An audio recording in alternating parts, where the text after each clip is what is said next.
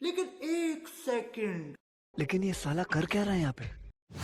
राम राम मंडळी, जय महाराष्ट्र. आज आपण चाललोय आपल्या हंटरची बाईक सर्व्हिसिंग करायला. पण त्याआधी ब्रेकफास्ट करायला आलो. पिझ्झीवर आज पोहे होते, सो जास्त विचार न करता गप्प खाल्ले. हंटर पार्किंगमध्ये खूपच घाण झाली होती, म्हणून पटकन थोडी क्लीन केली.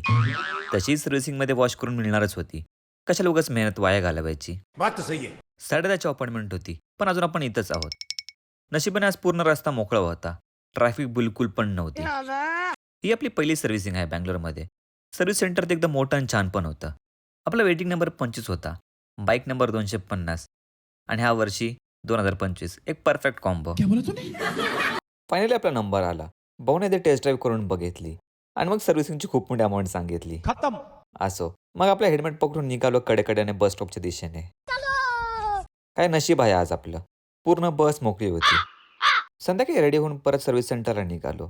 बस पकडली आणि भूक खूप लागली होती, म्हणून चिकी खाल्ली. हंटर काय भारी दिसत होती, अगदी नवीन कोरी बाईक असल्यासारखं वाटत होता.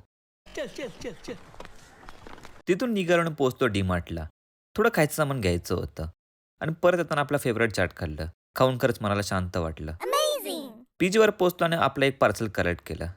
तर असा होता आजचा आपला दिवस. भेटू उद्याच्या नवीन ब्लॉगमध्ये. तोपर्यंत जय महाराष्ट्र मित्रांनो.